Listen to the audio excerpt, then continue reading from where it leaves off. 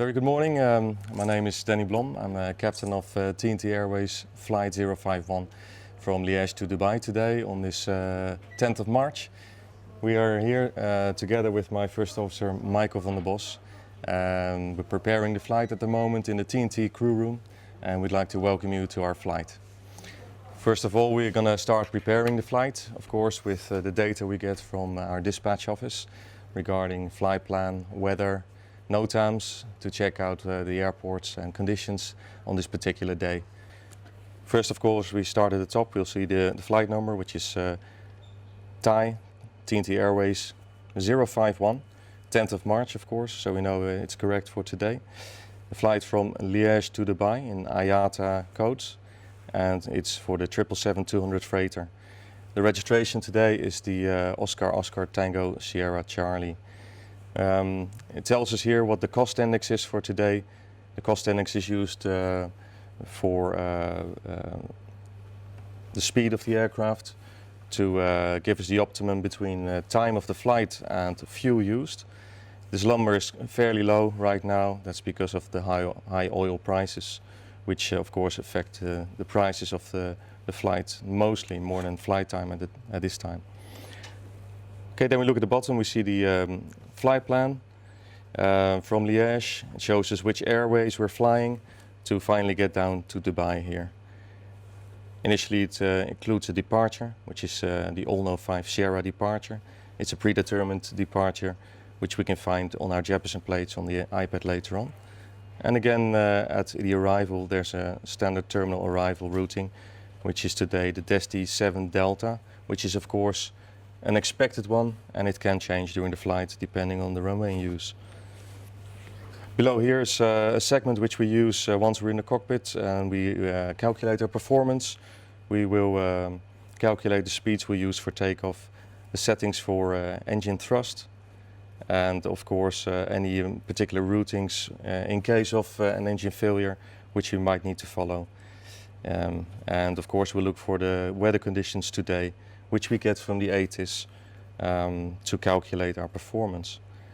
Below there you see the distance. We see two distances. There's the distance over the map, let's say, of more than 2,900 nautical miles, and the air distance. The air distance is a little bit shorter, which is due to tailwinds which we have on average during the whole flight. The initial flight level is included, which is today flight level 350. And it also shows our alternate, which is the new airport in Dubai, Al Maktoum Dubai World, which at the moment only has one runway, but it's intended to have 5 or maybe even 6 runways in the future. Below here you see I made some changes to the flight plan. That is due to our payload. When dispatch made the flight plan, they expected a payload of 78 tons, but I just heard that it's actually been reduced to about 74.4. which of course has an effect on the fuel we need, and we try to avoid taking too much fuel to save some money.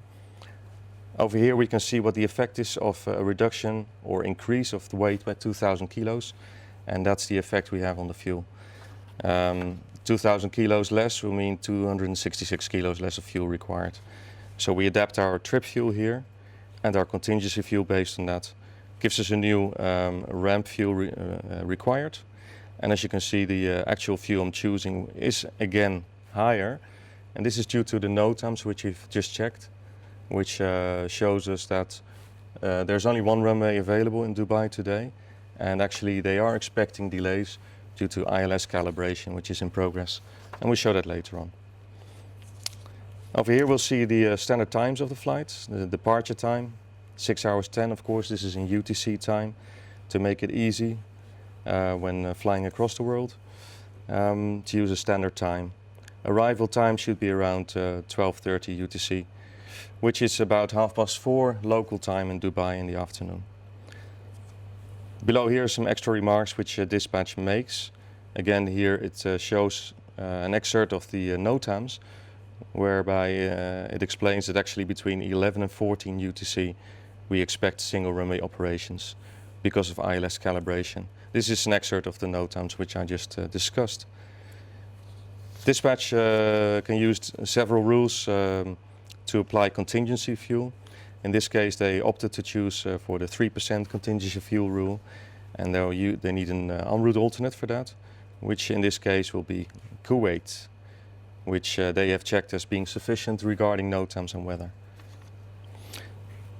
Also here below you'll see that the flight plan is 60 minutes compliant, which actually means it's ETOPS compliant with Vienna, Istanbul, Tabriz and Kuwait as alternates. Here is the expected runway for departure in Liege, 23 left, and expected arrival in Dubai, which is 30 right. This is what dispatch is expecting. Below some data which we have to check when we use our performance computers to see if the dispatches are actually using the same software version and performance data version as we actually have on board. So that's important to check that there are no differences for any changes regarding obstacles, for instance. The aircraft also has a corrected fuel flow bias. This is 1.5%. We also have to check that this is in the flight management computer database. Then actually the flight plan will start, and what we do is we quickly check through the flight plan, for instance to see MORAs, which are given here on the left. We know already from this routing, which we've flown many times before, that the high obstacles are in Turkey and in Iran. Especially Iran will have the highest. And if we go through this list, we'll find the highest being, if I remember correctly, 14,000 feet minimum of route altitude, which is actually given here, which is in Iran. Yep.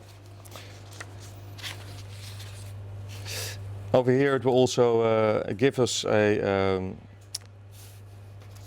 wind factor, which is actually a factor which will tell us how much turbulence we can expect during the flight. Zero is of course a zero turbulence, and once it hits about 5 or 6 it can be uncomfortable for passengers. Of course we're pretty used to turbulence in general.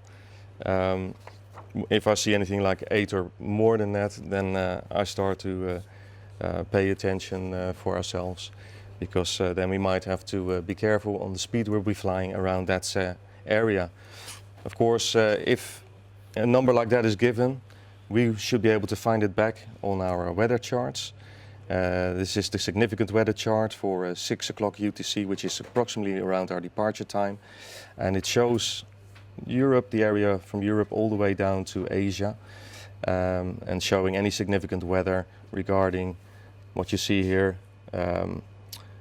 possible embedded CBs, and of course what you see here as well is all the jet streams that are there today.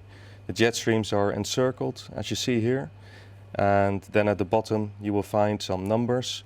For instance here the number 6, which will show you between which flight levels you might expect moderate turbulence. That symbol here implies moderate turbulence and is between levels 300 and 450 in this area as bounded by the dashed line. Of course, if we look into the map itself, of course we're looking for our route. Our area in Liege, which is in Belgium, is around here, and we'll be flying across Germany, then into the Czech Republic, Slovakia, Hungary, Romania, Bulgaria, which will be around there, then on into Turkey, on into Iran in eastern Turkey, and then down the Gulf towards Dubai. This is Abu Dhabi. Dubai is a little bit north of that. And as you will see, we're not hitting any of those major areas at all. We'll just have some jet streams when we get close to Iran. This one is a jet stream at flight level 350 with 100 knots. One of those triangles accounts for 50 knots. As you can see, the direction of the wind is this way, which also accounts for the average of being a plus, which means a tailwind on the flight. Okay, we see that somewhere down the route we're going to climb.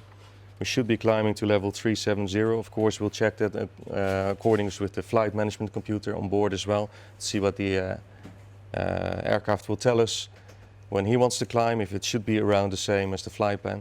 But if the weather conditions are different, like wind for instance, it might be different. Moving on, at the end of this flight plan, we'll see an alternate routing to our alternate airport should we need to go there for any reason. For instance, a closure of the airport in Dubai, or if we run out of our trip fuel and any reserves that we have. Once we get close to our alternate fuel and vinyl reserve, we'll have to make a decision to go elsewhere. In this case, dispatch opted to use Dubai World Central, which will be our first option. Of course, during any particular day, we might also have to choose to go elsewhere, which we'll do dynamically during the flight. It tells us here how much time they expect us to fly from Dubai to this alternate airport and the fuel, which is also included in the fuel state at the beginning. Then on we'll see a few pages regarding actual winds at different levels in accordance with all the intersections on the route. It also tells us the temperatures which we can expect at those levels outside. And then one state of descent winds, which we'll have to enter into the flight management computer.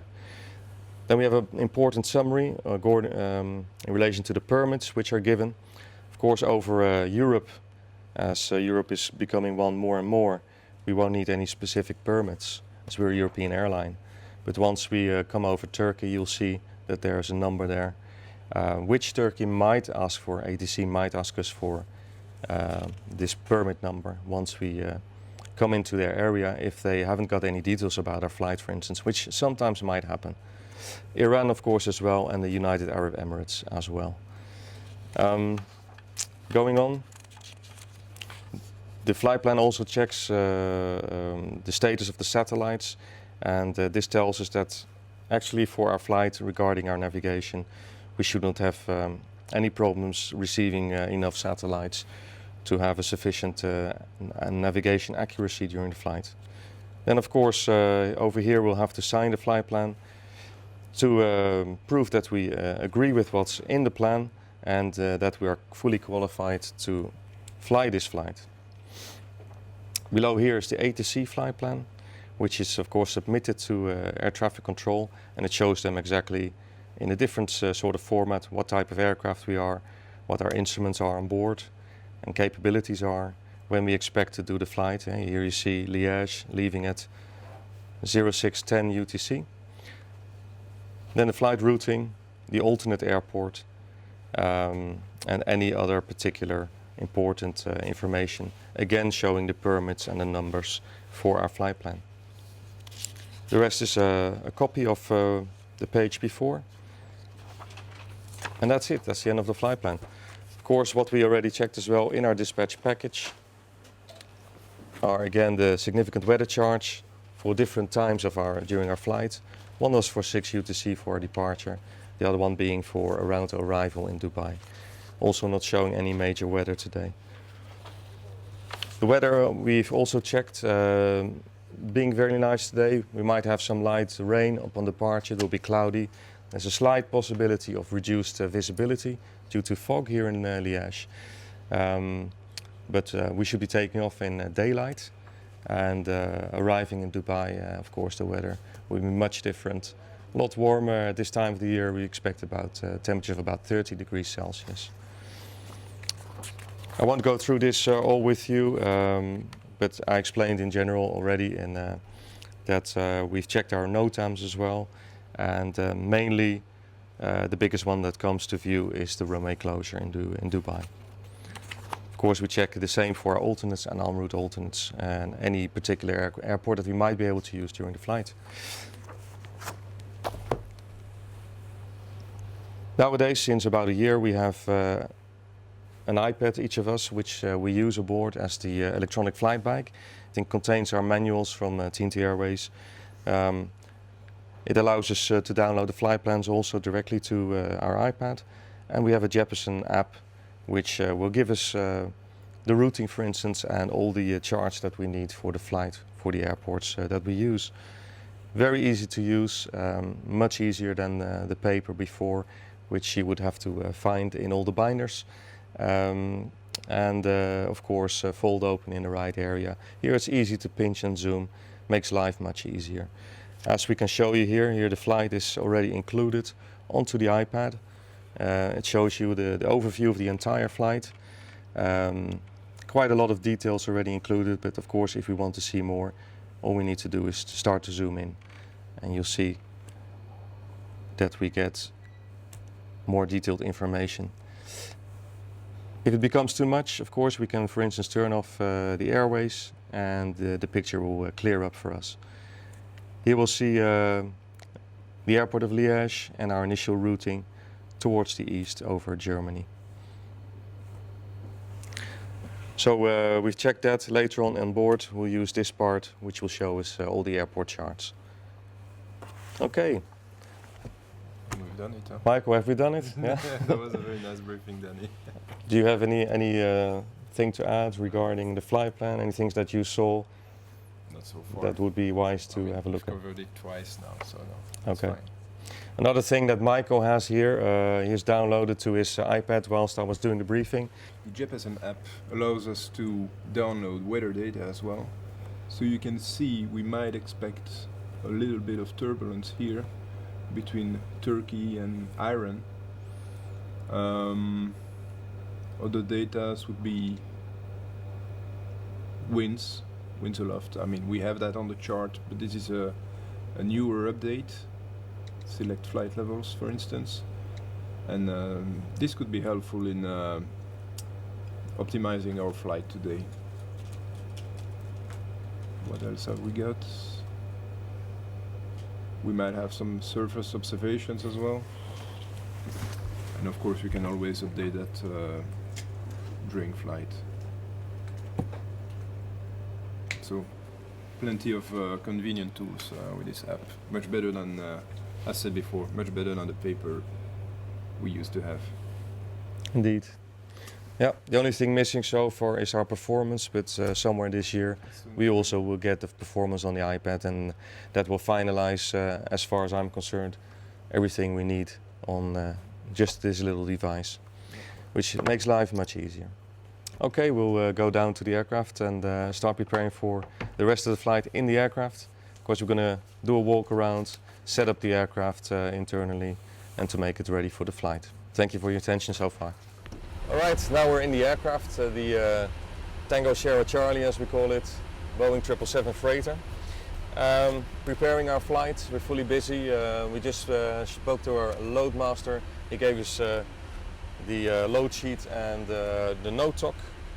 Load sheet, of course, important to tell us, of course, our max takeoff weight for one. And it gives us our index, which we use for the trim comparison with the FMC. He also gave us the special load notification to captain called the node talk.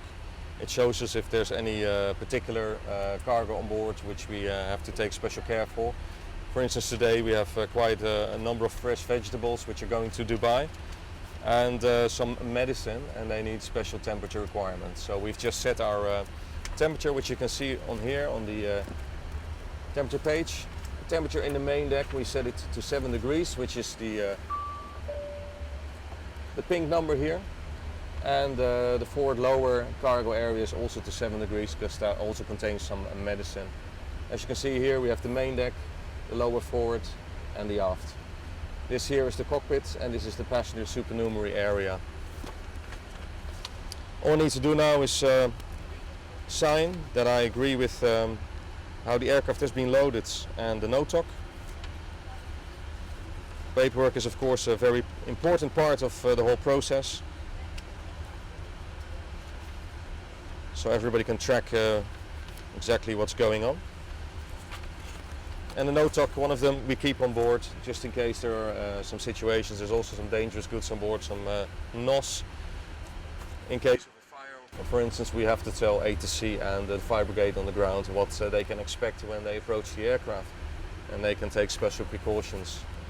Michael has been checking if all the systems are in the right setting for this stage of our flight.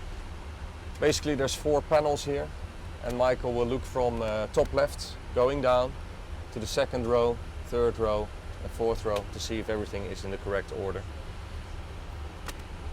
Myself, I've done the basic setup of the FMC, and we've been requesting the route, which Michael will finish off for me as we will go outside to check the exterior of the aircraft to see if that's acceptable for me to accept the flight. So we can put down our signature on the tech log that we accept this flight and start it. It's now 40 minutes before the estimated time of departure, so it will give us plenty of time to have a good look around. We're going to start our pre-flight inspection, the walk around. Of course, it starts in the cockpit, which we've just done. And then this is the passenger area. As you can see, we have some passengers as well today. Which just happened. We have some pilots from the 747. We're going to meet their aircraft in Dubai, getting ready for a flight. It's called positioning when they're not actively flying, but flying along as a passenger. And this is the area which they can sit in. Some nice business class seats, and it's a good area to take a nice rest. Of course, we have to take check the safety items there as well, and we have to brief the passengers so that they're fully aware. As of course we don't have a stewardess to take care of them, they have to be self-sufficient should something happen. Okay, we're going to go downstairs now and have a look around the aircraft. Let's take our fantastic flashlight as it's still very dark. We're going to start here on the left-hand side.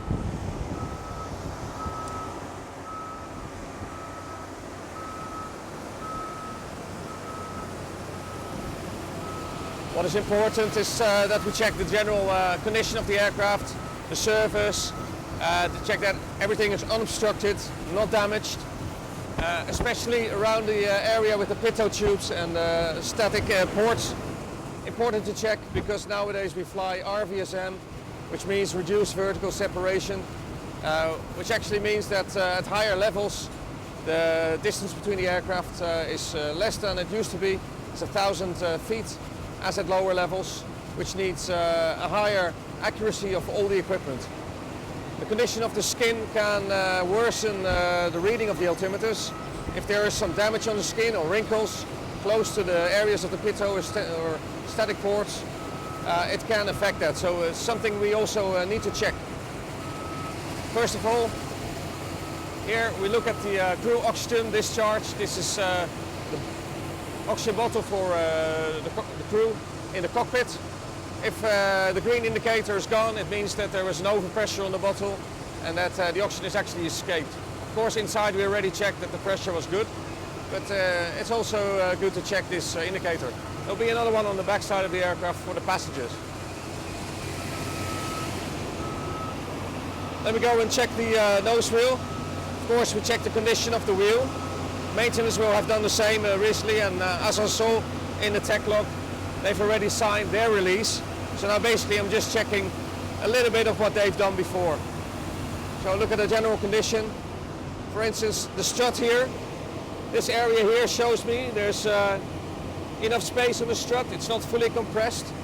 If it's fully compressed, it means there's not enough gas in the cylinder, and it will affect the aircraft, so then maintenance would have to take some action. Of course, this is looking great. The tires are fine, a little bit worn here and there, but still in good shape.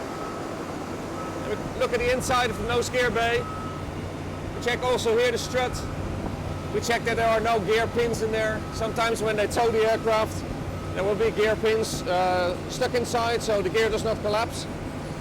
When somebody's in the cockpit riding along, maybe pulling a gear handle, for instance. But when we need to fly, these gear pins need to be removed, because otherwise the gear won't come up, and that wouldn't be very nice. Okay, we check the lenses of the taxi lights. They look fine. You have to be careful here, because it's very slippery. Okay, here are the pitot tubes, which I discussed.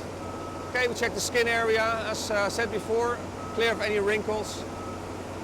We have an ice detector here and a temperature probe and an angle of attack vane. Of course, it should all be there. Any hatches, there's quite a few hatches for electronic bays, have to be closed. We check the condition of the radome.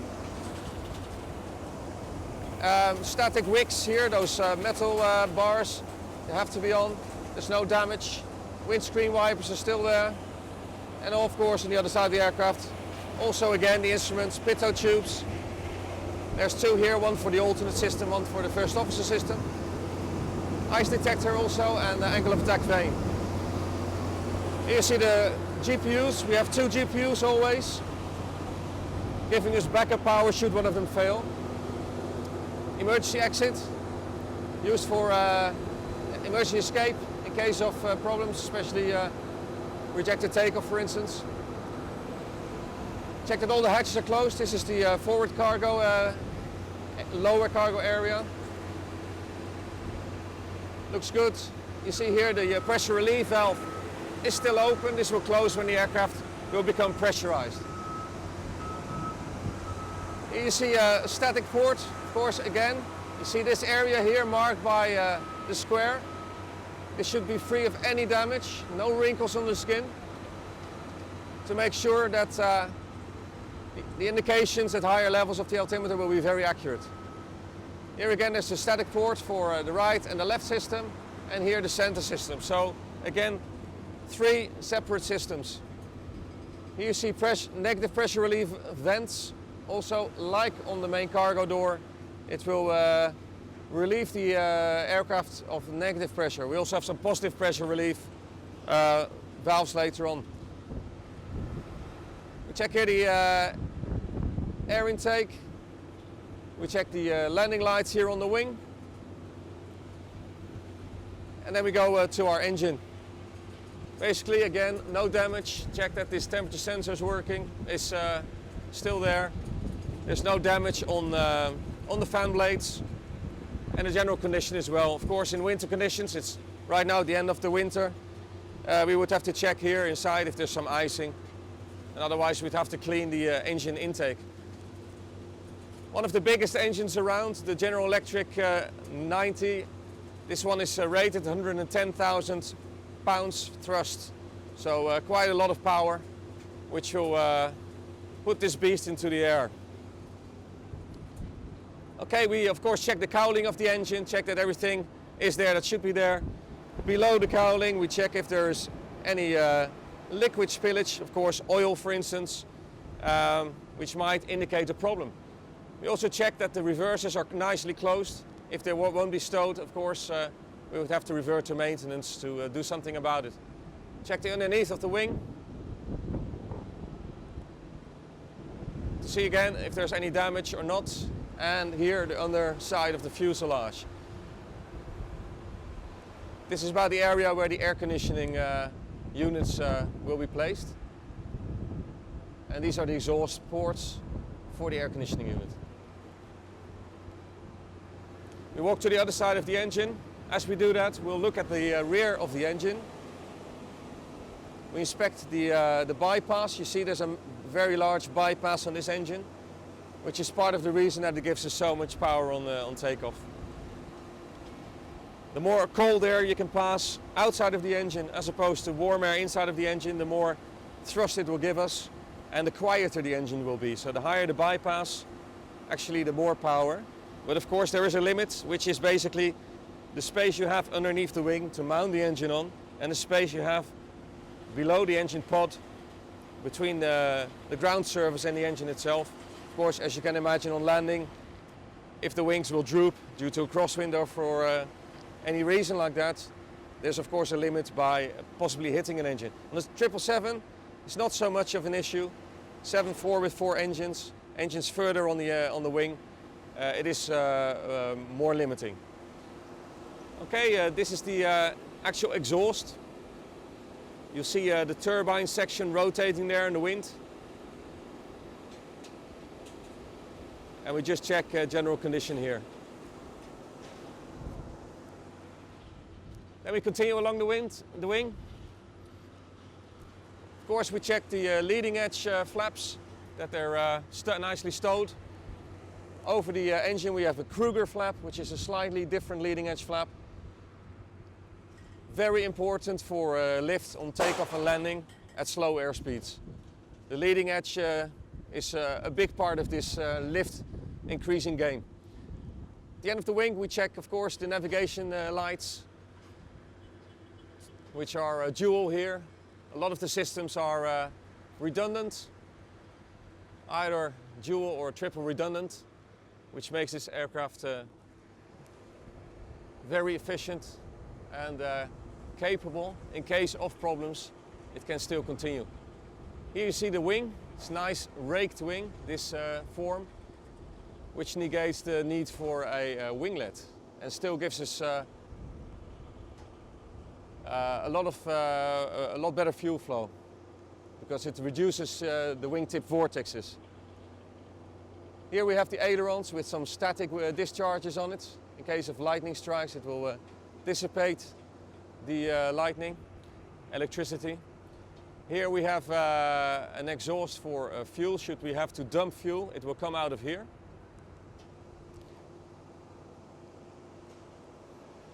These are of course fairings to connect the flaps. This is the outboard flap here. This is the inboard flap. And this is an aileron. This aileron is very special as it's also used as a flap. It has a dual use. Okay, then we go to the right-hand main gear. As you see, 6 large wheels. The backside of the main gear has a steerable axle, which will help us steer around the corners on the ground below certain airspeeds, and it will make steering much easier. What we check here also is the status of the brakes. We put on the parking brake, so it's actually pressurized right now. And here you see an indicator which shows us the wear of the brakes. Should the indicator be flush with this metal part, then it's time for them to be replaced. As you see here, this one is very close to being replaced. There's still a few millimeters on it, so it's still fine for now, but it's something that will be up for maintenance in the next month, I suppose. Of course, we check that the hydraulic lines are properly secured. And we do the same with the other wheels. Again, here we check for brake wear, general tire wear.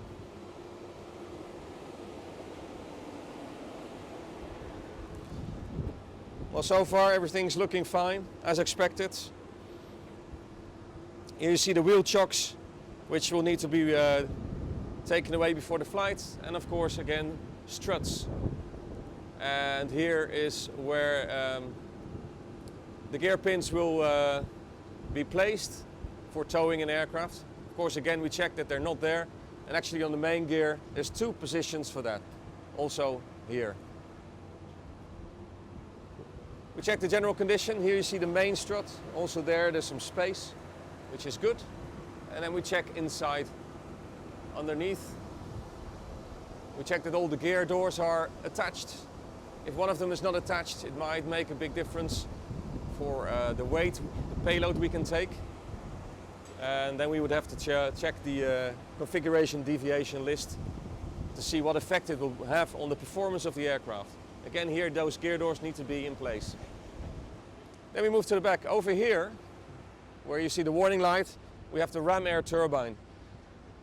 Shoot, and the probability is very low. All the electricity of the aircraft stop because of dual engine flame out, for instance, and battery power gone.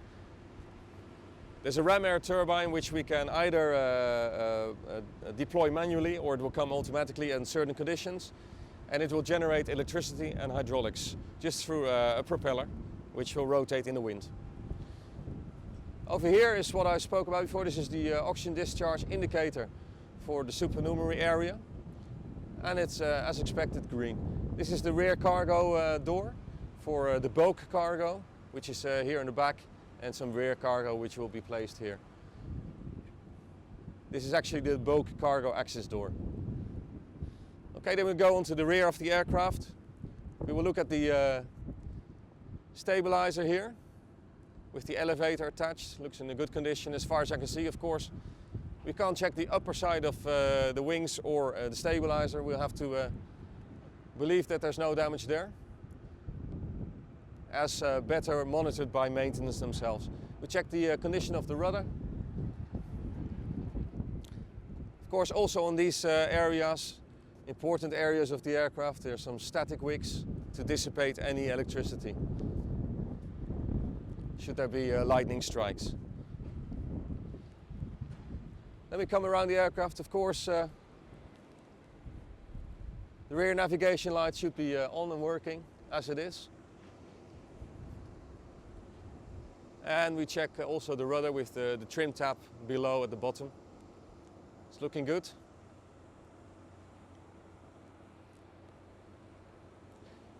Coming over to the left side of the aircraft. What you see here on the tail is the exhaust of the APU. Of course, it should be unobstructed as it is.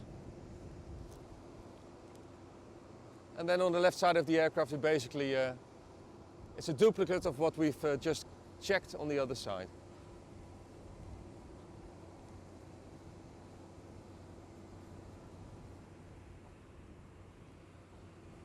Over here on the stabilizer, there's something different. There's a little camera, which will actually show us in the supernumerary area a picture of the outside, which only on the ground though, to check that actually the cargo door is closed from the inside.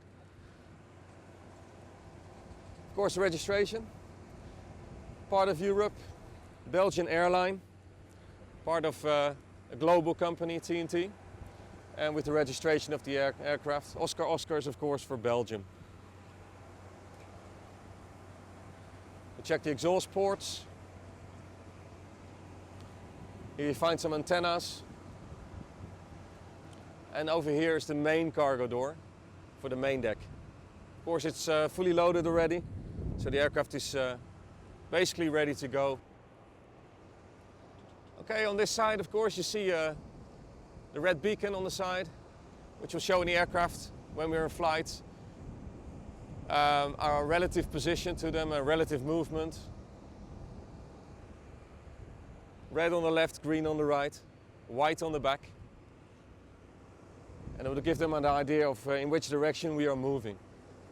Very important that they're working. Of course, again, dual lighting should one fail, the system is still working. Just imagine the size of the intake of this engine, this General Electric 90. It could probably fit me about almost twice. That's how high it is.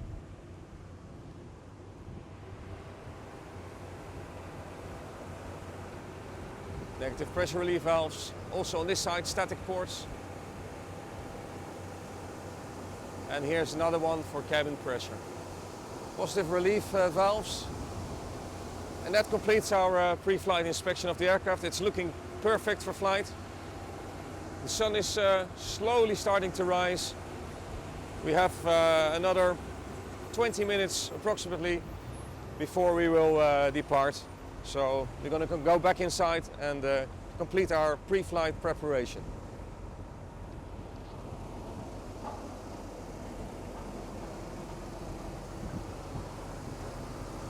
Okay, we start with the pre-flight checklist. Pre-flight checklist, oxygen.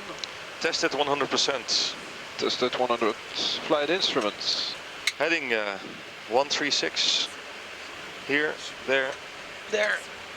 And almost on the compass, which is a little bit affected by the metal from the buildings in front. Okay, that's fine. Altimeter is set to QNH 1026 and it's indicating 610 feet left, right. Yep, checked 136 twice, 1026, then our pre-flight checklist complete. Checked. Okay. Now here's the performance that Michael has prepared for us a little bit earlier while we were doing the walkarounds. Weather conditions have been checked and we have information. Lima, Michael's just brought it forward onto the lower screen there. It's from 15 minutes ago, which will be fine for this departure. Visibility will be deteriorating with this drizzle that started just now. Okay, information is in, runway wet. The wind has been entered here, temperature 8 degrees, QNH 1026, and a takeoff weight of 271 tons. Center of gravity from the load sheet has been filled in as well. And we're presuming that wing and NTIs, engine NTIs will be selected on for departure. It gives us a performance with flap 5 departure, flap 5 takeoff. Yeah. Engines reduced to takeoff 2 setting and reduced even more with an assumed temperature of 41 degrees. Goes into too much detail to go into that right now. Ground Global Cargo 3940 request taxi. Given here, and our speeds will be 51 for V1, our decision speed, rotated 162, and V2 164. Checked. All this will give us a stop margin on the runway 426 meters, should we need to make a rejected takeoff. The rev speed is 154 for landing, which means our cleanup speed should be 80 knots higher. It's 234 for flaps up. Setting for the engine 87.29 and 1 for departure. Here is our engine failure procedure. We have an acceleration altitude of 1700. That equals a height of 1100 above the ground. And this is a safe procedure to fly in case of an engine failure, which will keep us away from any obstacles. Which basically means we take off from runway 23 and proceed 20 miles straight ahead to position intersection Rudix, and then enter a hold over there whilst talking to ATC. And we do that at a safe altitude above MSA. So, do you agree with that on your laptop? Yeah, perfect. So checked. So, I'll just write it down here as a reminder. For myself, should all our electronics fail, I still have a paper backup of the details. Ground, bonjour, quality 051, requesting departure clearance to Dubai, please. Quality 051, Liege Ground, bonjour, information Lima, clear to Dubai via the all 5 Sierra departure, climbing flight level 50, squawk and taxi. Roger, clear Dubai, all 5 Sierra level 50, quality 051. Correct. All 5 Sierra departure is the clearance, which is already here in the FMC routing. 50 the flight level. And the transponder code we receive here when we taxi out. What you see here is on the performance page. He has entered the reserve fuel, which we need, so we get an alert if the fuel ever comes down to this reserve fuel. Should we not be monitoring it well enough ourselves. Zero fuel weight has been entered, where automatically with the fuel on board, it will calculate our gross weight at this time. And this agrees with the load sheet.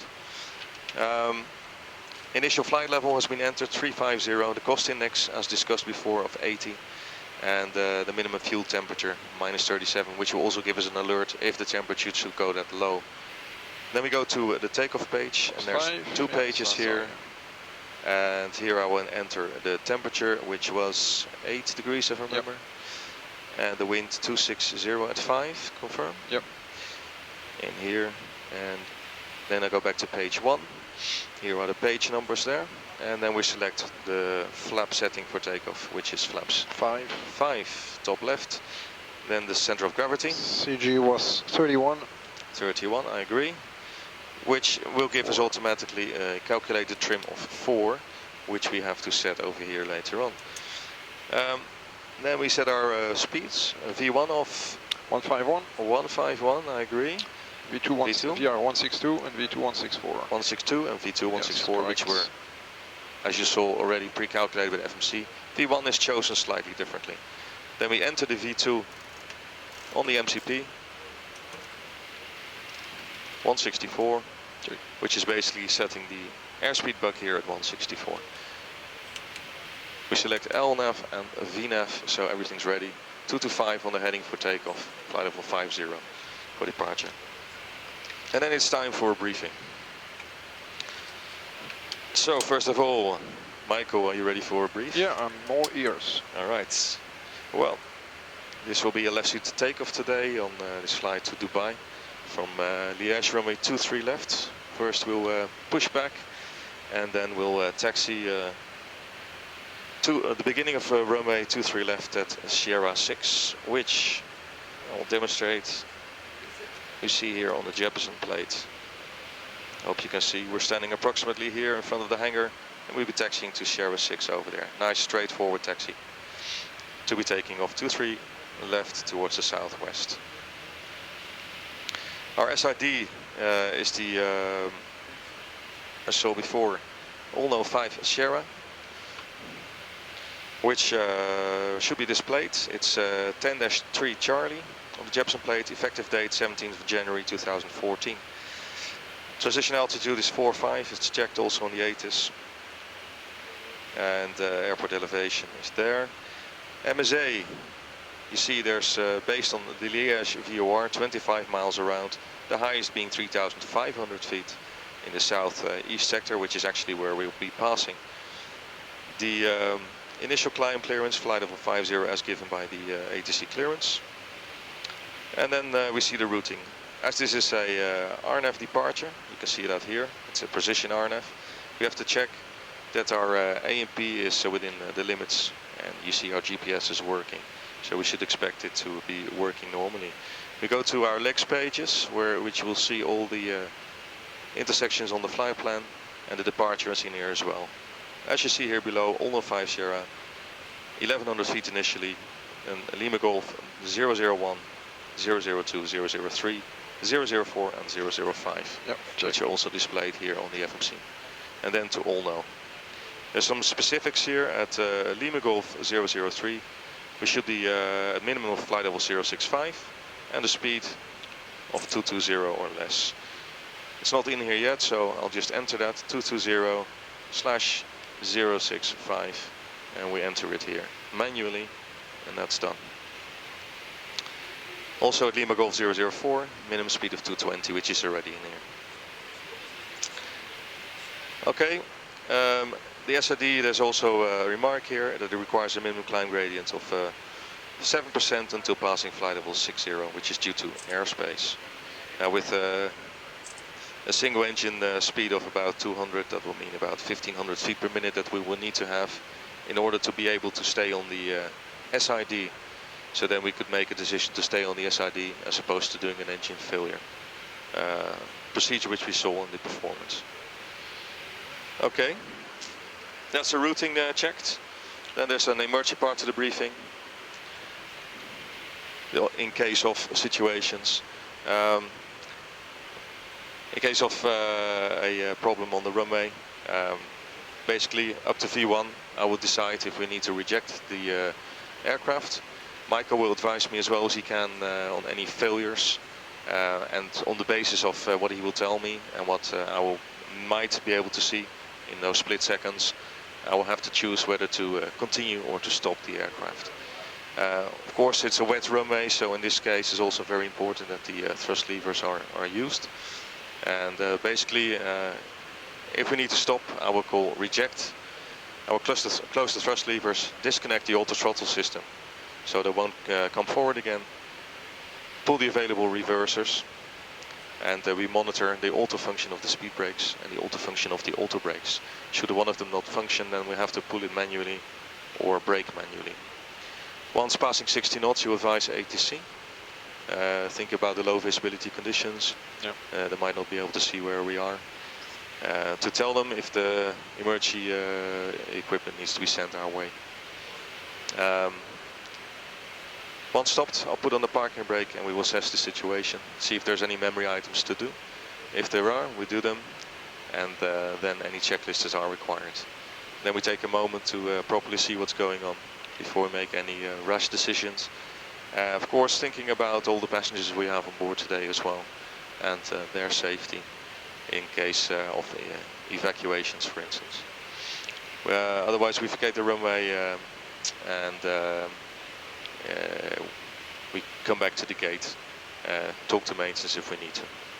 In case of problem after V1, we continue to take off and climb to the acceleration altitude. It's 1700 feet on the altimeter, 1100 feet above the ground. No actions below 400 feet except to raise the gear.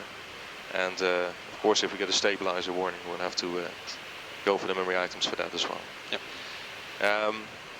What we can select is the engine failure procedure, which will pop up here. It's already available here right now, and we'll just check that it's the right one. And it's straight ahead to Rudix with a hold here, which is correct. So I'll just erase that again. At 400 feet, we decide if there's any memory items to do. If there are, we do them there. And if there's none, then we just keep flying the aircraft to acceleration altitude, clean up the aircraft first. Once it's cleaned up, we do any necessary checklists. And then we basically manage the situation and come back. Our takeoff weight is about 270 tons today, which is about 10 tons above the maximum landing weight. Runway is wet as well. We checked. We can return immediately with this weight. Yep. If we need to, for instance, if the aircraft is on fire. And otherwise we just take time to get rid of the excess fuel, maybe dump, or it's actually so close to the max landing weight that we might be able to get rid of it just by flying around a bit. whilst we're deciding what to do and doing our checklists. Furthermore, altitudes, highest MSA is briefed 3,500. Transition altitudes 4,500 feet, which is very close to our initial level of flight level 50 and the initial climb level 350. Any questions or suggestions, William? Shall we go? I'm ready. You're good. All right. For start checklist, supernumerous signs, set On MCP. MCP 164 for V2, heading 225, flight levels 50. Yeah, takeoff speeds. V1 151, V2 correction, V rotate 162, there's a split. V2 164. Yeah, V1 151, VR 162, V2 164. CDU pre-flight. Is completed. Completed. Trim. 4 units 0 0. Taxi takeoff briefing. Completed. Full start checklist completed. Quality 051, push and start is approved. Push and start approved, quality 051. Cockpit ground, our push and start has been approved from a 23 left, official block 062, correction 0610 on time. Okay, on time. Release parking brakes for runway 23. Parking brakes are released. Okay, so we're just starting our pushback right now. Once the aircraft is clearance of any equipment and safe to start the engines, the mechanical let us know. Mike has already selected the secondary engine page here on the lower ICAS screen, so we can monitor the full start of the engine. Okay, you're clear to start the As you engines. clear to start engines, starting 2, then 1. 2 and then 1. Okay, in the cockpit we call 2 and 1 right and left, which is a slight difference. So we're going to start with the right hand engine. Please start the right engine on auto start. Air is being used to start rotating the N2 compressor here. And then I select the fuel control switch to Véhicule 502 pour les sols.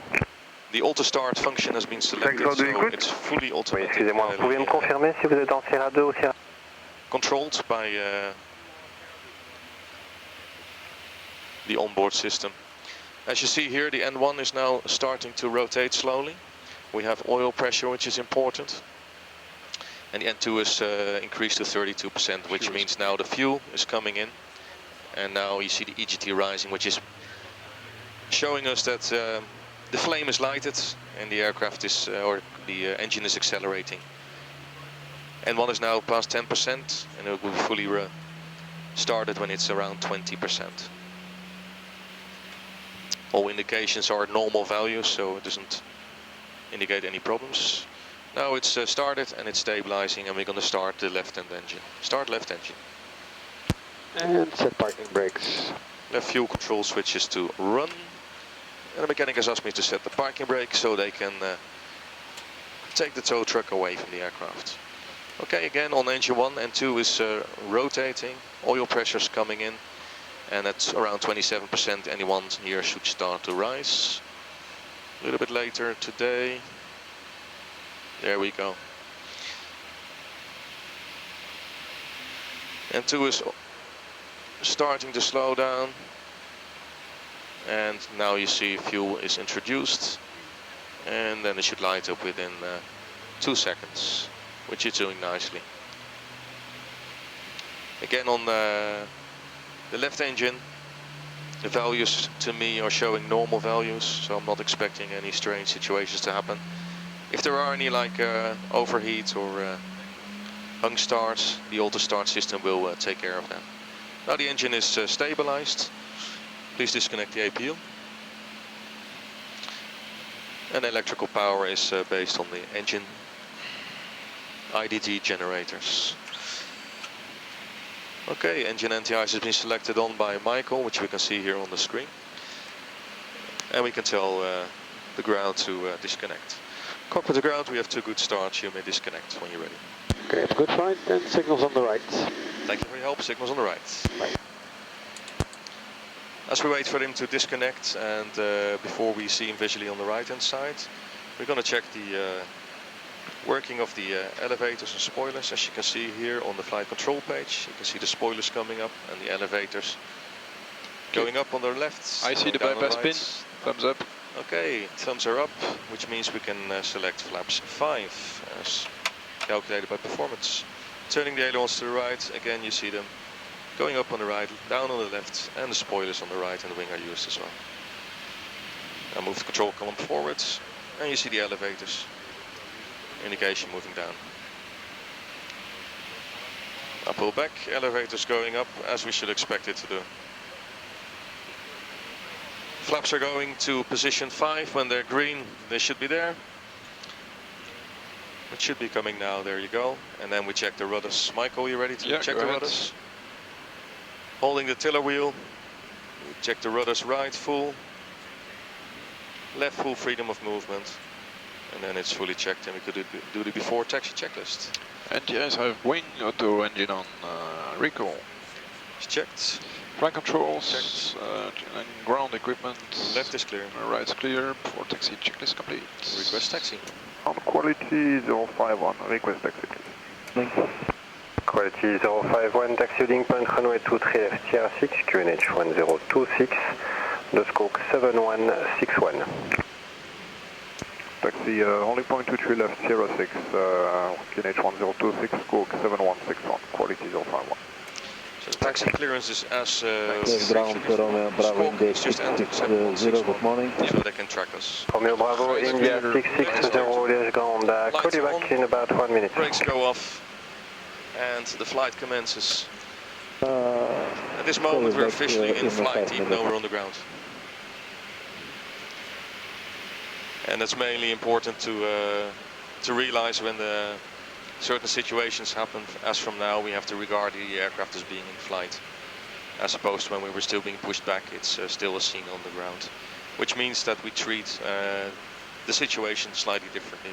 The procedures are slightly different.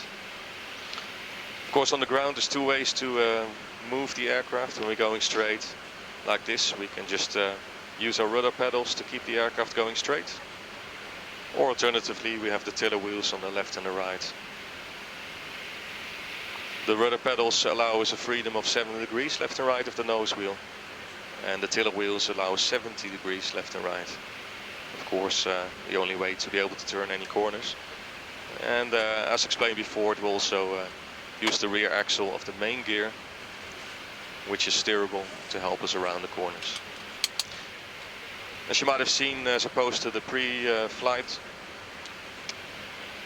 walk around, the weather is deteriorated quite a bit visibility wise, mainly due to lower clouds, a little bit of fog and rain. But it's still not being regarded as low visibility. And while we're doing this, we're going to be the first at the runway, so we're going to be ready to go in a few minutes. I'm going to select the weather radar on my side. Michael's selecting terrain mode on his side. And we can ask for the before takeoff checklist. Quality 051 to monitor tower frequency 118.125. You can expect a small delay before departure. We are finishing the low visibility procedure installation. Other than we're monitoring 118.125 and ready for departure. Quality 051. For takeoff checklist complete. For takeoff checklist is complete.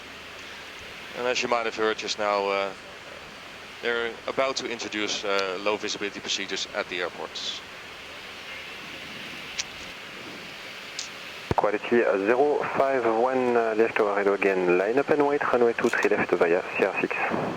Line up and wait 23 left, CR6. Quality 051. Alright, we've been cleared to line up, not for takeoff, but cleared to line up and wait on the runway 26 at 06. 23 left is identified 600 feet. Elevation check. And the approach check. Section is go ahead. 23 right, vacated via Charlie 4. Request to proceed, Charlie 4, 23 left, Sierra 4 to go to Sierra 6. Inspection, il n'y a plus besoin, j'ai un véhicule qui est maintenant positionné en Sierra 6. Even though we've been cleared by ATC, Ah bah ok, alors je vais sortir par novembre 4. Ok, tu me confirmeras quand le 4 est bien fermé et que donc on est bien tout dans les conditions. Dans quelques secondes. Attends, quality 051, the red bars are still on for it. Thanks. Now they're off. With so view now we descending can continue. 060. Japan 3716, Liege Tower, good Approach sector morning. is still Continue clear, of heading course, as radar far as we can vector, see, approach but runway 23. TCAS-wise, we don't see any returns here, except one south of the airfield, which is basically on a circuit.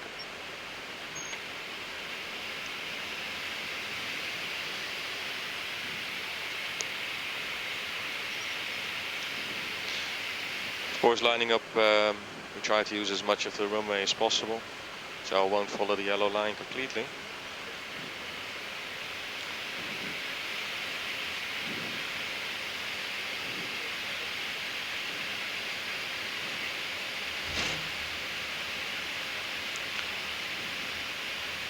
And this will show you how large the aircraft is. Cal 952, turn left heading They're sitting 060. 4 meters in front of the Left nose heading wheel. 060, Cal 9052.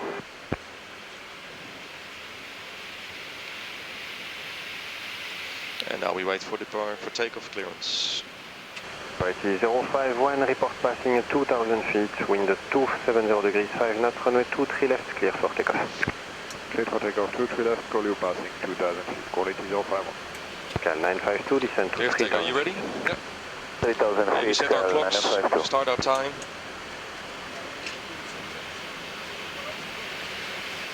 And there we go. We add a little bit of thrust, see if it stabilizes. And we connect the auto throttle. Thrust rev, set takeoff thrust. Cal 952, turn left heading 310. Heading 310, Cal 9052. Japan 3716, descend 4000 feet, QNH 1027. 80 knots. 4010 to 7, Ethiopian 3716.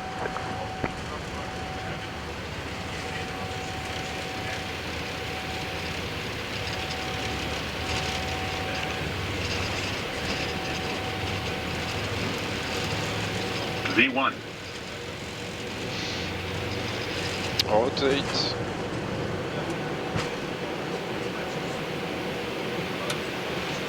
Positive Japan right. 3716, turn right heading 060.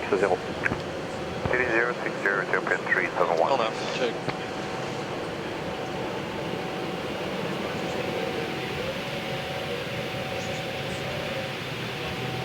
Thrust rev, VNAV speed.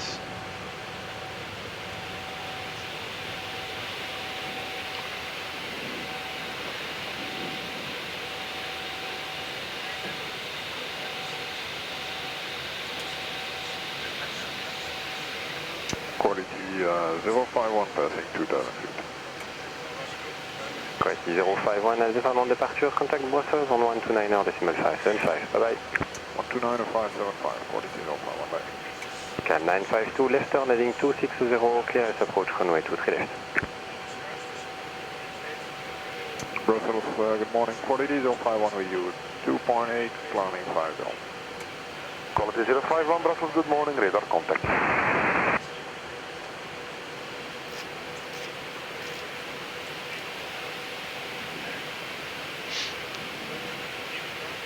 Quality 051, climb to flight level 230. Now flight level 230, quality 051.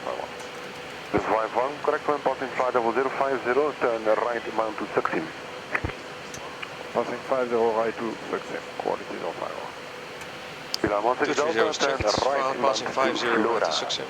Turn right, direct Flora, below 16. Approaching transition, set standard.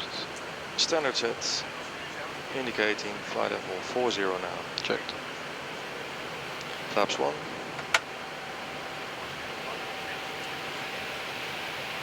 Succeed. And we'll take my flaps 1 for a little while, until passing 50 at least. Checked.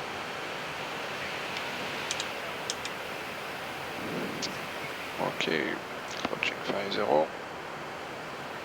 You want to exit? Check speed to the path and succeed execute. There's the right turn. And we will continue accelerating after the turn. Check. And then we're leaving the poor weather behind us, climbing above the clouds.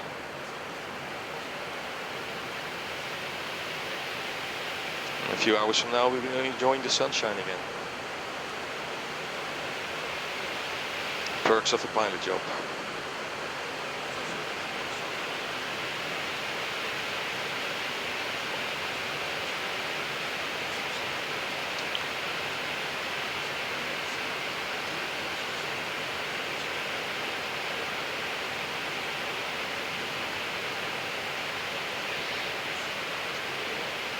Very often, and as you see, we do not fly the full departure procedure. ATC will try to give us the most efficient and routes as possible and shortcuts as well, just like now. Which will actually shave quite a bit of time and the fuel off the flight.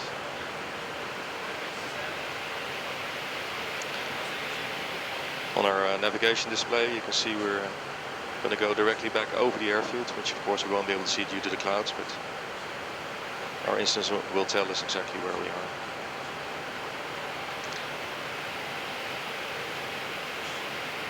And close the speed window, please. Okay, as the speed window is closed, the aircraft is going to continue its FMC programmed climb.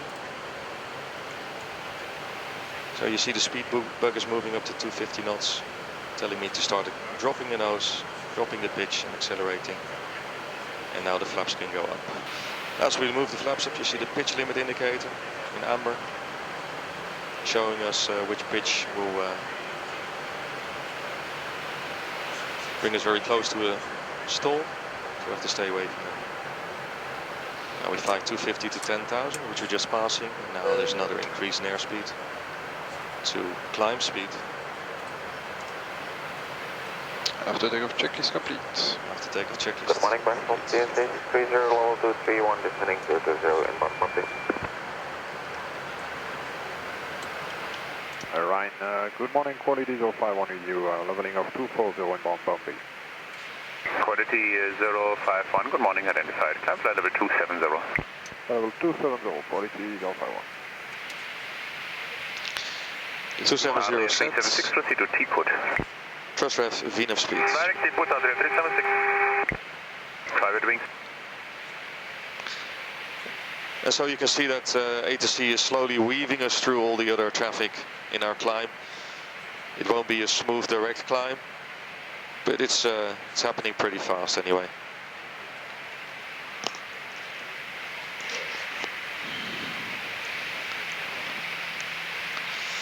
It's time to say hello, sunshine.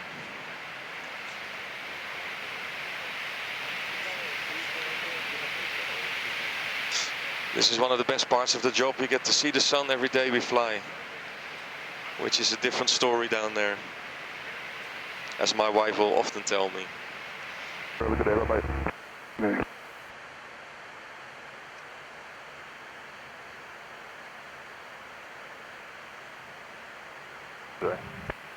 Emirates 151, boarding, traffic control identified.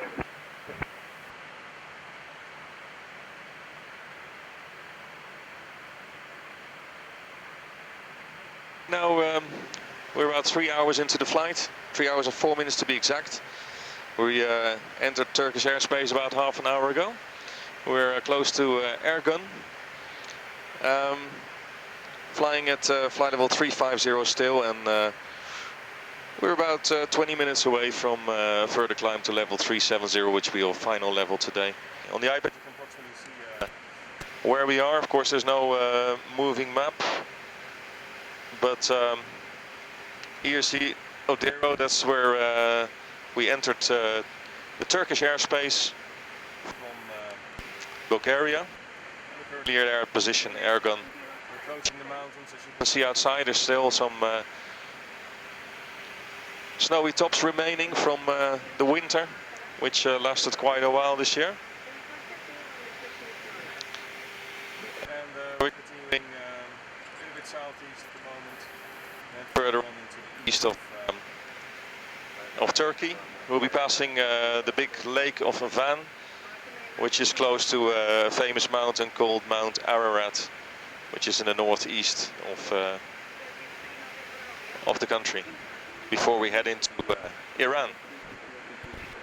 There's an airport down there which you can see right now. large runway, one big runway and a taxi, large big taxiway to the left of the runway. The place is called Amasya. Airport is named Mersifon, LTAP. It's not one of our normal alternates which we'd use. We tend to use Trabzon mainly, and Ankara, and further west Istanbul. We're close to this town called Kayseri at the moment. Going over the Taurus Mountains here. To the right I can see a very high peak, which is at our 2 o'clock at the moment. Which could very well be this mountain here. And later on we'll be heading more towards the east, a little bit north of Diyarbakir, which is shown here as LTCC. There's a big airport there, which is used a lot by the military when they headed off to Afghanistan, for instance. And then, as said before, passing the city of Batman. As you can see, we're getting very close to Syria, the border of Syria, which is of course no-go zone for us right now. In the past, after the Iraq war had ended, we used to go back into Iraq to fly alongside the Tigris and fly over Baghdad. But recently, due to political reasons, terrorism, etc., most airlines are routing over Iran.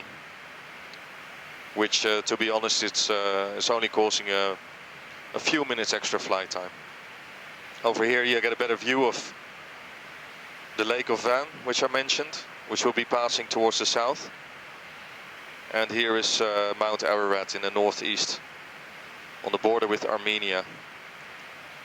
I think sometimes there's some discussions over whose country it's actually on. So Batman lives here. Batman. Yeah. You also know where Superman lives? Well, we've all seen Batman fly, especially on some YouTube videos with his bat suit. Remember the name of this guy? Batman? Well, he's got this flying suit. He jumps off the mountains, and then he's flying with his suit, making some lift with his flying suit, and then picking up speed. A very brave guy. He really bust his knees, I think, a year or two ago. But I hear he's back flying again. Not for me. I'd rather fly with 2 engines running. Later on, moving into Iran. We'll be coming from this area. Here you see Tabriz in the northeast. Over here will be a big salt flat, which turns into a lake in the winter and a salt flat in the summer, as it warms up.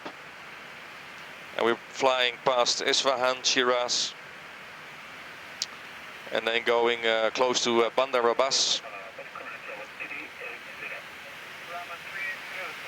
We'll be flying past some of these islands, which have mostly all very large runways in Iran, and then straight across the Gulf into Dubai. So still approximately halfway, still about 3 hours to go. Enjoying the view. The best office in the world, we always say.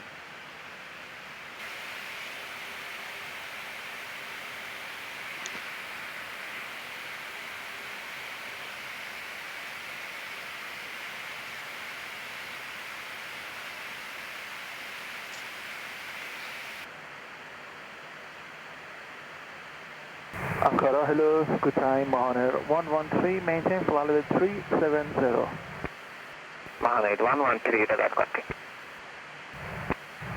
Mahaner 113.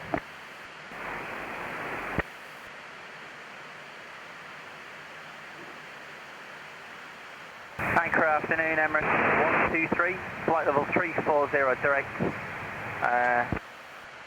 Direct position, Earthen.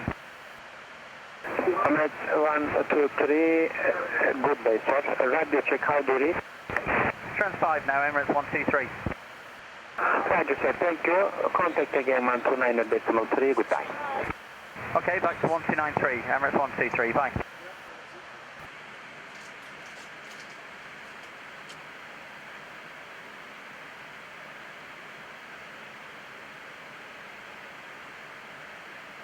before Batman, that I can say. Batman.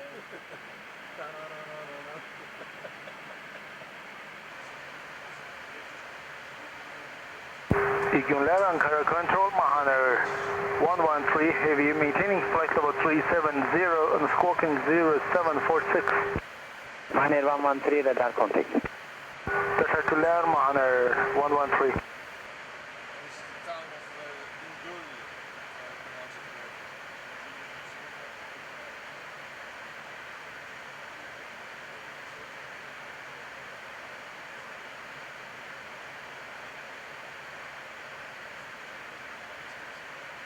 So we are now 3 hours 45 into the flight. We overflew most of Turkey. The scenery is absolutely gorgeous if you start looking outside. We have a beautiful view on Vance Lake, huge lake. Just before the lake here you see an old crater. It's quite enormous as well.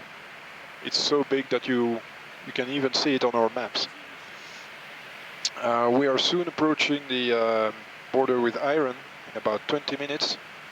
Iran is a bit of those special countries where you need to call their military in advance, tell them who you are, where you come from, where are you going, and then from there it's not a problem. They'll let you in and they will transfer you to standard ATC.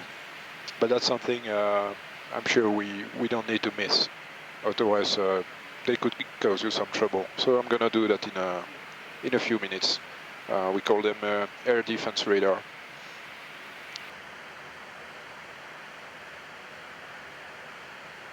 I'm gonna catch the view too.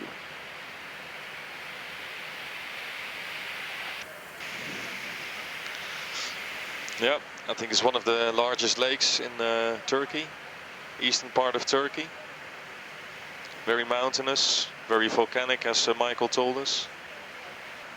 A little bit right and behind on the horizon you see Mount Ararat, which we spoke about before, which is actually on the border between Turkey and Armenia. Air Defense Radar, good afternoon, quality 051, Tango Alpha Yankee 051. Station calling, David Radar, go ahead. Tango Alpha Yankee 051, estimating LRAM 1044, flight level 350, Boeing 777 freighter, origin Echo Bravo, Lima Golf, destination Oscar Mike, Delta Bravo, Outcook today 1460, go ahead.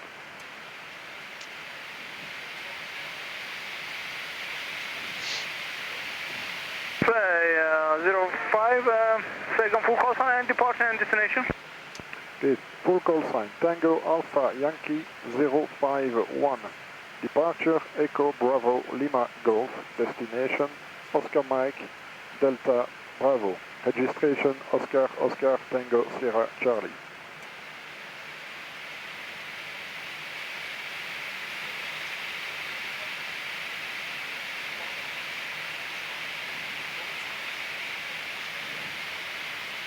Tango Alpha Yankee 051, thanks for calling by Air Defense Radar. Continuing contact here on Tenderham for frequency 119 of the small 3, have a good flight, sir. Under with Terran 11903, quality 051, thank you, good day, sir. Nice day, bye-bye. Bye. That's it.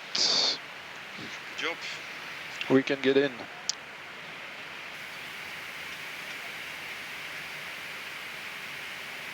Quality 051, climb level 370. Climb level 370, quality 051. Okay, this is the moment where we're going to climb to level 370. Our first step climb and our last on this flight. Quality 165, contact Ankara 125.905, what's the code? 125.905, Kuwait 165, good enough. 1000 feet to level off. Check.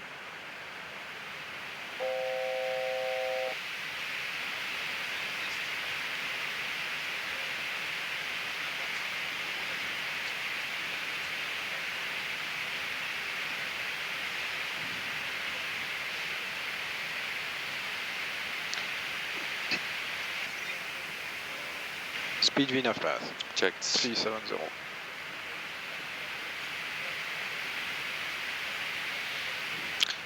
Okay, so we're leveling off at flight level 370. We check that all the altimeters are indicating the same. RVSM wise, that's important, of course. You'll notice that the main 1 and 2, left and right, are more accurate than the standby one. But it's still pretty close. If you look at the flight management computer, it's actually telling us also, like the flight plan, the next step to level 390, 2,000 feet higher, is none. And returning to the map, we're still talking to anchor at the moment. We're about 7 minutes away from the border. Tehran and air defense radar was notified by Michael, so everybody's fully aware that we're on the way. And we'll be entering approximately around here over the border at Salmas, going directly towards direction of Tabriz, and then we're going to turn south-southwest, correction, south-southeast, to follow the mountain ranges and then down to the Gulf. I'll zoom out a little bit. You see exactly how the mountains go and where the Gulf starts. Over this area, like mentioned before, you will see some salt flats. It's quite possible still that, and it looks like it's still as a lake. It has water now. Yeah. When you look at it. Terrain, good afternoon, quality 051, flight level 370, inbound to Al-Ram.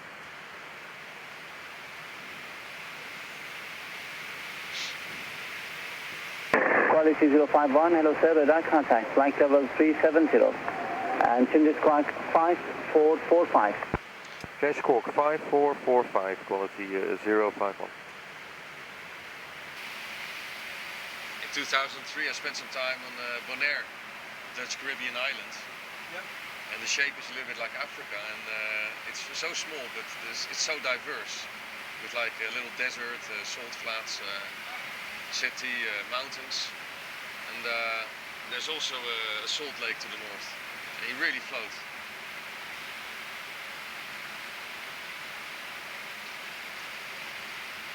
So this is the border between Turkey and Iran. It's probably a checkpoint somewhere there on the road. A few fences.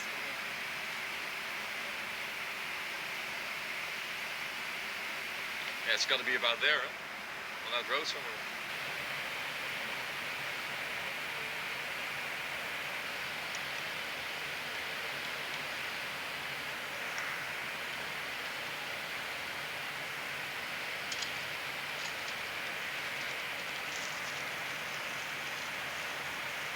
Tehran, hello, good afternoon, Mahane 1043, level 310. Good afternoon, Mahane 1043, radar contact. Thank you.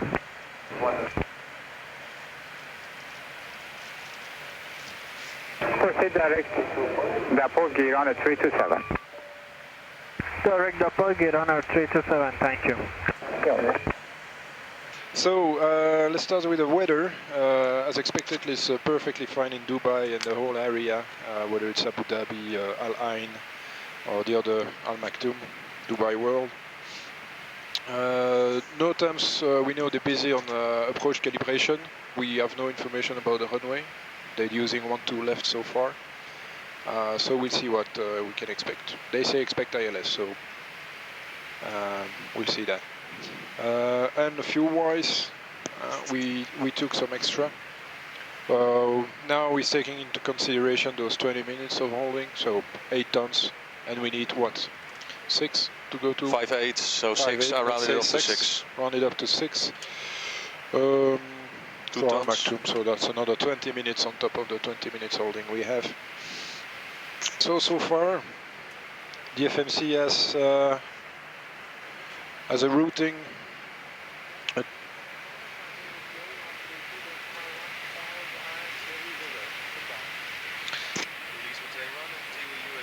215, quality 051, Khodafis.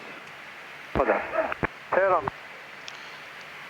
UE control quality 051 is back on your frequency, passing level 290, descending 270 inbound Elira. Quality 051, hello again, radar contact. And after Orsa, continue descent, flight level 250. After Orsa, continue descent level 250, quality 051. Okay, after Orsa, I'll stand by then. Just let me know when you're back with me. Okay, go ahead. So, we are so far clearance limit DESD to join the hold. It's been entered. Onthoud Check zo level 1000. off. So DELD, we joined the hold, DESD at... then, if they keep on using 1-2 left, we can expect DESD 7 Alpha arrival on 10-2 Delta. You've seen the points inserted in the FMC. We have several altitudes and speed restrictions. Checked. They're all in there. Pierre Naf, speed Vinavalt. So I'll preset 250 here. Agreed, Annie? Hey, firm.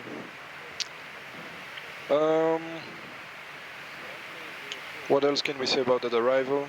Expect checking all the points. MSA, we know about Dubai, huge tower, 3,800 feet.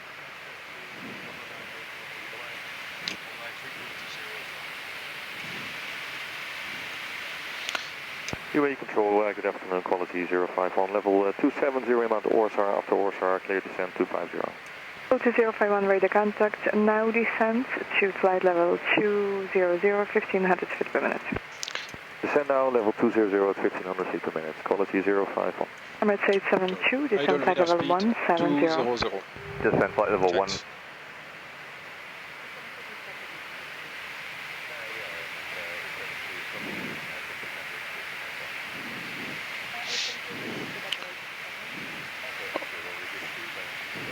So this arrival leads us on final, or at some point we expect a quick vectoring to join AILS 1-2 left,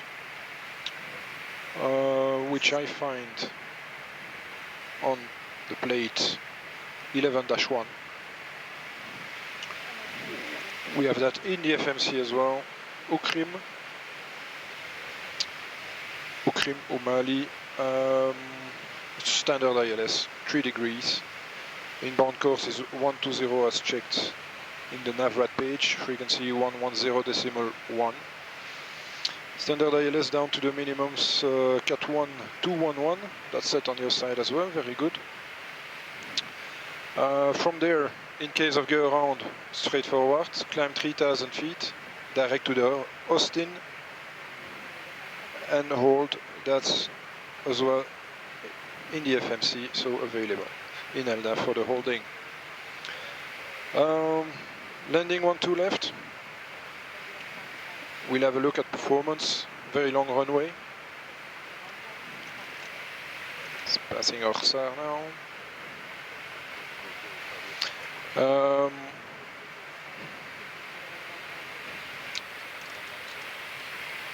Check 90 set.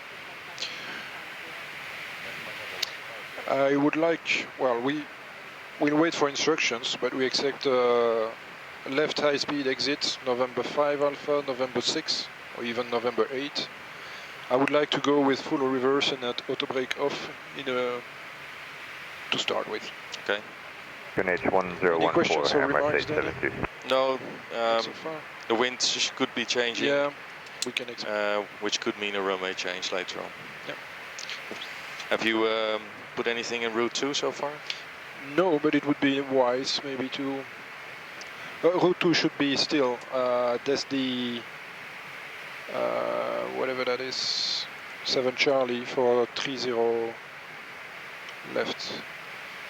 That's 30 right at the moment. 30 right. Yeah, let's leave it like that then, because they use 30 right, right?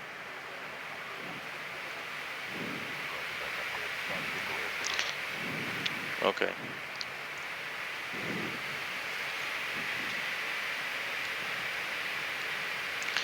All right. And then parking to the north. Yes. As usual, Echo 26 or 27. Yeah. No questions there? Shall we do a descent checklist? Good idea.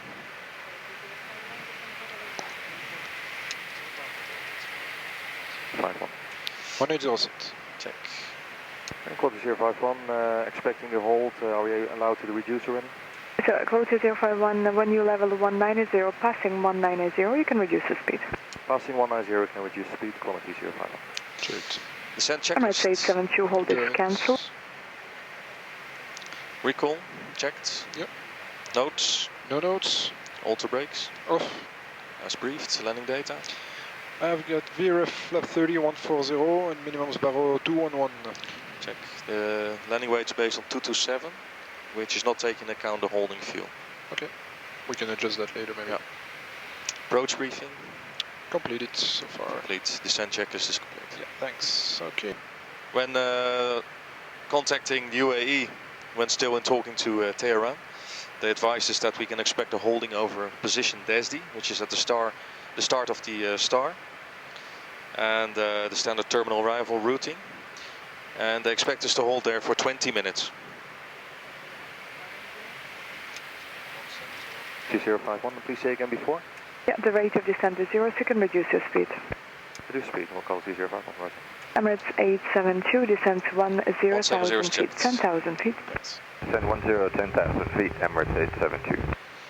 And the hold is programmed here. It's a 109 non-standard left turn hold. So 109 means that's the course inbound to DESD.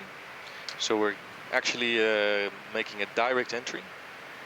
Directly over DESD we'll turn left and start the hold. Hey, from several, I'll probably cancel your hold just as you hit DESD, and I'm going to vector you a little bit. Roger. Perfect.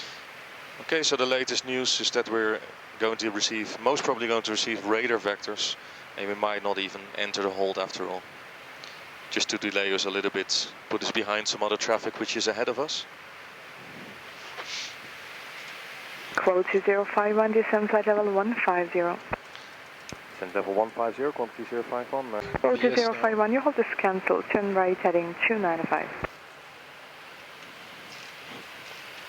Right heading 295, quality 051. No, sorry, turn left heading 295.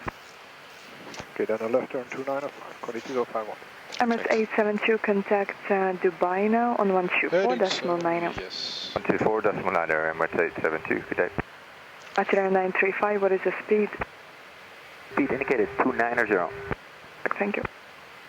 Qatari 1012, maintaining 210. So now we're on radar vectors. We just entered the hold for a few seconds. And now we're turning left heading 295.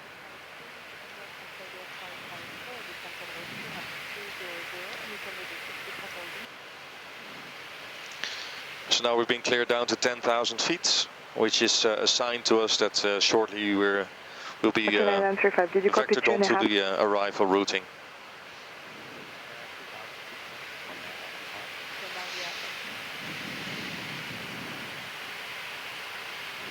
Dubai, good afternoon, quality 051, company information, Boeing 777 freighter, inbound to Rulam, 10,000 feet. Quality 051, thank you. Expect ILS 12 left, QNH 1014. QNH 1014, roger, quality 051. Checked.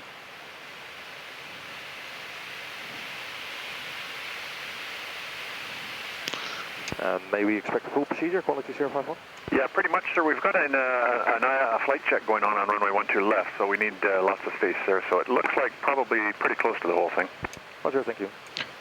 Okay.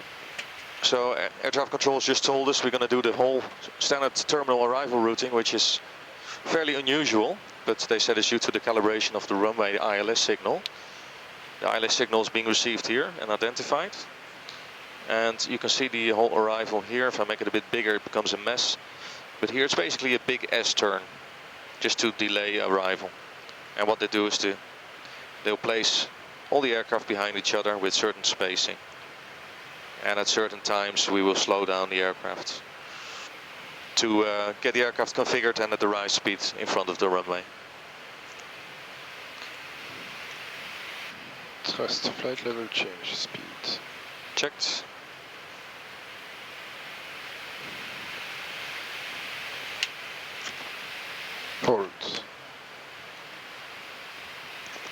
Check. Roulam is 230 knots. Roulam 230.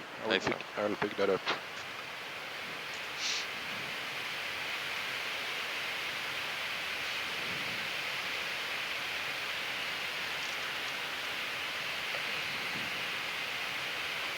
So Michael's now complying with the star speed and altitude. We're actually already below 11,000 feet, as you can see, but there is still a speed to consider.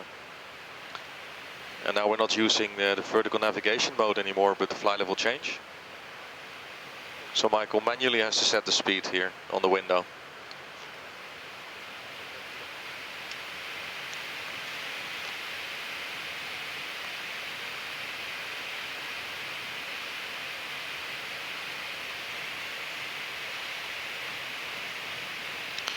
Next speed limit Delta Bravo 426, 210. Okay.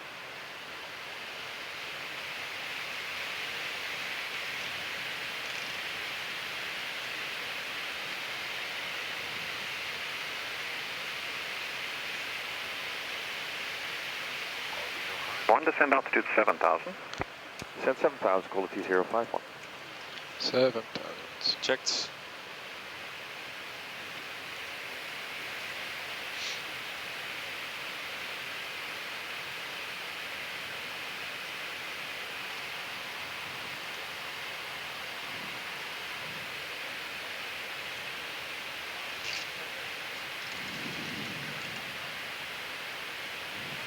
Dubai, good evening, Express India 611, 10,000, Boeing 738, information, hotel, confirm 30 right for us.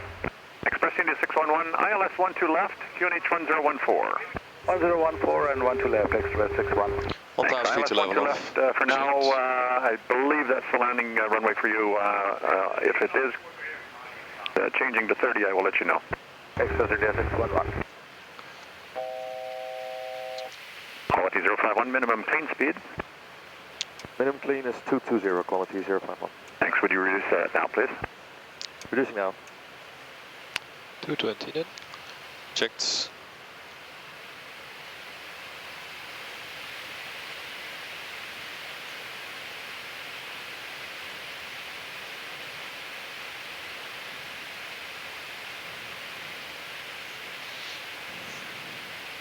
Skyway 34, we're looking for descent down to 1,000 feet in 2 minutes.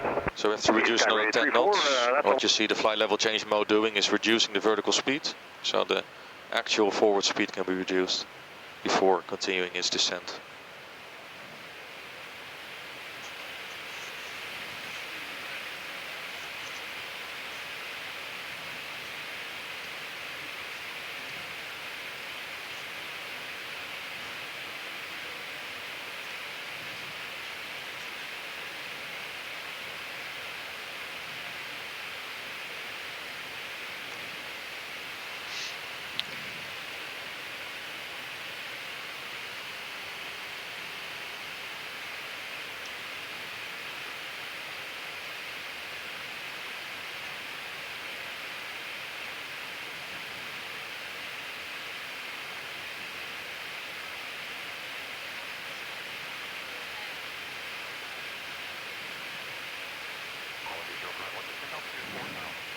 Descend 4,000 feet, quality 051.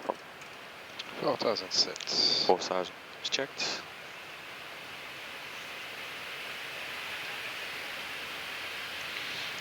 What's nice is that with the TCAS nowadays, we of course can see all the aircraft around us. You can see that we're actually following this aircraft here, which is 1,300 feet below. Express India 611, descend altitude 8,000. Altitude 8,000, Express India 611. So we'll reduce to 10 for the next point? Or are we under speed control? How do you understand it? Quality 051, you want us to reduce according to the star speeds? Please, 210 now. Roger. Oh, it's +1 then. Speed to 10. Checked.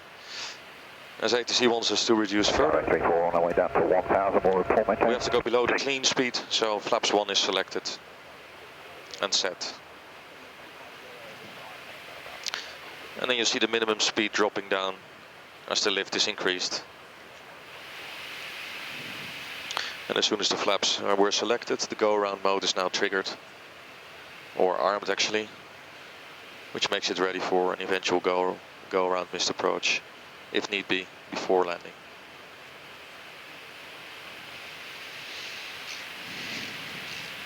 Saudi 554, descend altitude 8000. Descend altitude 8000, Saudi 554. Quality 051, director 127.9er, call sign only. 179, call sign, quality 051, Dubai. Bye. Oh yeah, that's perfect, thanks. Fly 026, left 140, cleared ILS 12 left. Rotating 140, cleared ILS 12 left, Alpha 026. Quality 051. Quality 051, hello to radar contact, descend to 4000, speed 180. So now they want us to reduce to speed 180, so that means we have to select the further setting of the flaps to 5, allowing us to reduce further.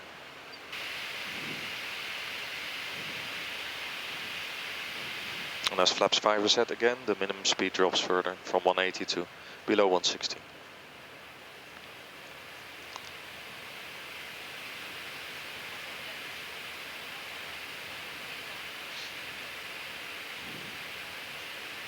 And VU101 wind breaking left, take-up heading of around 360 VFR. 1,000 feet to level off. Take-up heading of roughly 360 degrees VFR, VU101.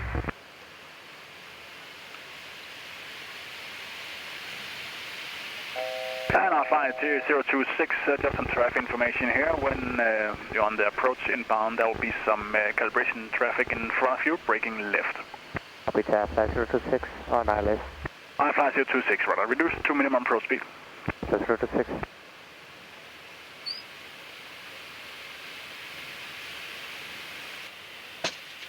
Quality 051, descend 2000, left 150, cleared ILS 12 left. Descend 2000 feet, left 150, descend, cleared ILS 12 left, quality 051. So,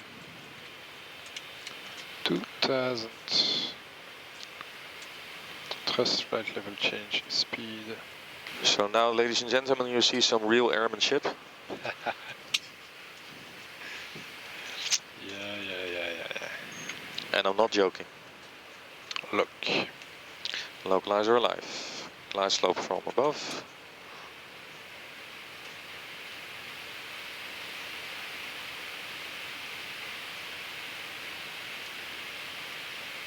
Quality 051, speed 160 to 4 miles, when established 11875. 164 when established 11875, quality 051. 160 to 4. Yeah, but that's max or minimum? He wants it now. Okay, flap 15. Speed 160, please. Glide slope, speed, glide slope. Checked. Okay, just checked.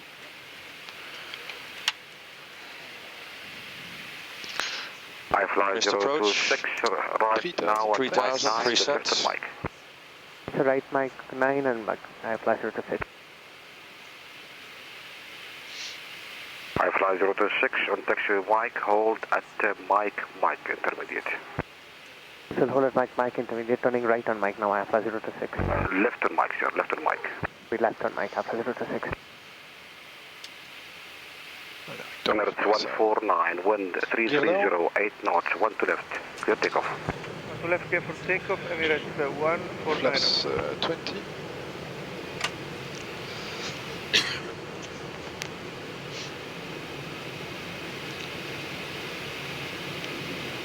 Speed break. I fly 026, call tower frequency 11955. 11955 today.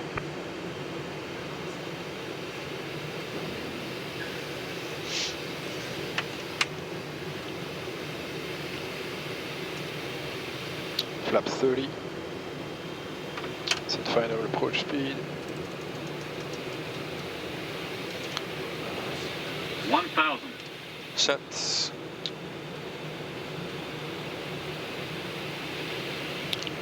Landing checklist when it's there. Quality 051, wind 0208 knots, runway 1 to left. Good land. Good left, 1 to left, quality 051.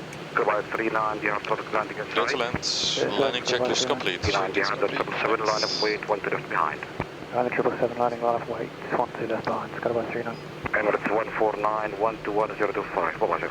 1025, Emirates 149. Wind from the left, cross at 13, 500 feet. Checked.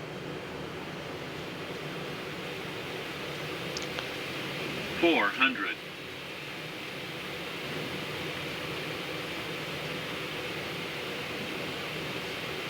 $300. Approaching minimums.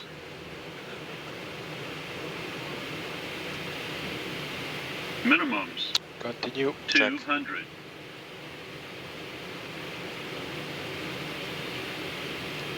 100. 50. 40. 30. 20. We have a stop over 10. Skybar 39. Speed break up. Sky Dubai 39, we have a stop. Reverse as normal. 39. Thank you. Said which exit did he say? Last high speed to left, the third one. Yep, okay.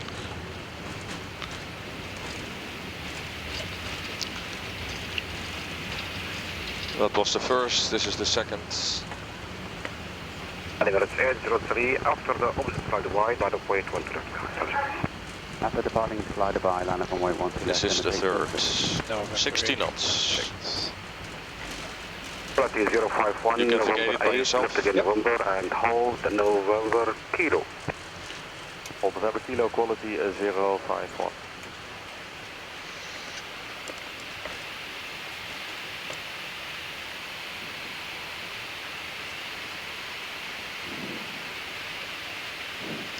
Did you say turn left or right, quality 051? Left to November 10, November. Left to November Kilo, quality 051. Alright, my controls, Yep, good job. November. Thanks.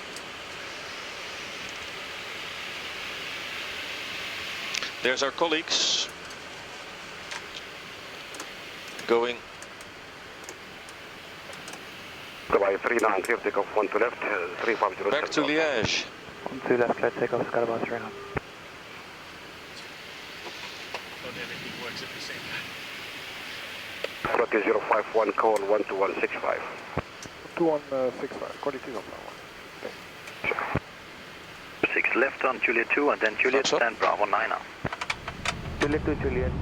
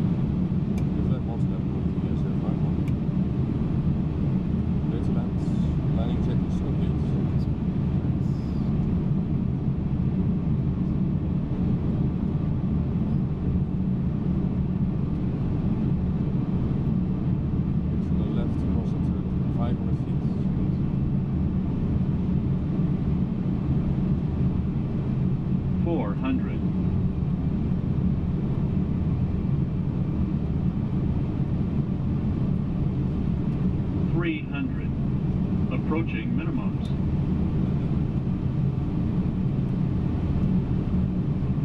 Minimums. 200.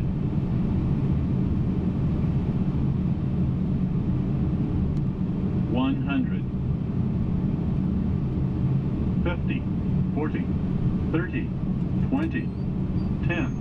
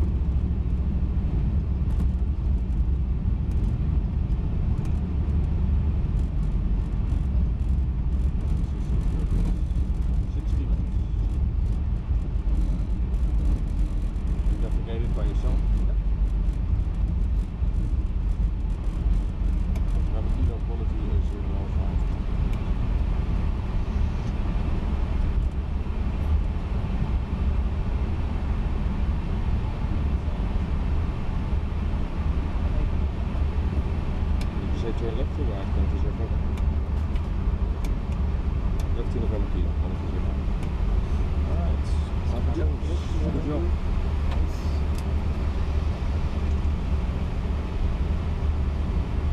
Here's our colleagues.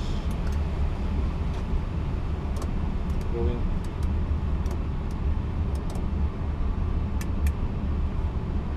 Back to Liege.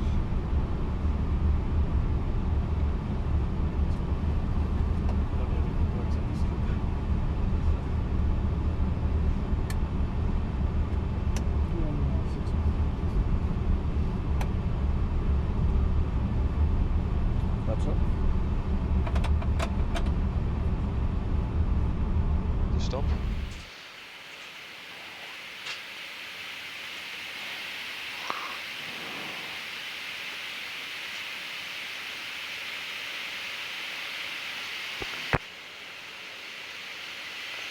And there we go. 610, continue on mic, hold that mic. Park and brake is set. Continue on mic and hold Welcome that to mic. Dubai. 610. Thank you for joining the flight. APU is running, turning off the engines. The landing was very hazy, as you could see at the end. We didn't have to complete the full arrival routing. They turned us left at the final turn a little bit earlier than we probably expected. Which means suddenly you have to lose 2,000 feet to join the ILS on the glide slope. I think Michael did a great job. There's a big wind shift as we descended into the runway. Wind initially started off to the right, then it turned completely to the left at around 500 feet, which was turning slowly into a tailwind as he landed. And during the rollout it even turned into a full tailwind. So that makes it quite interesting, because your N1 settings, your engine settings will be totally different. Ground flight deck, good evening. Good evening, sir. Please stand by once.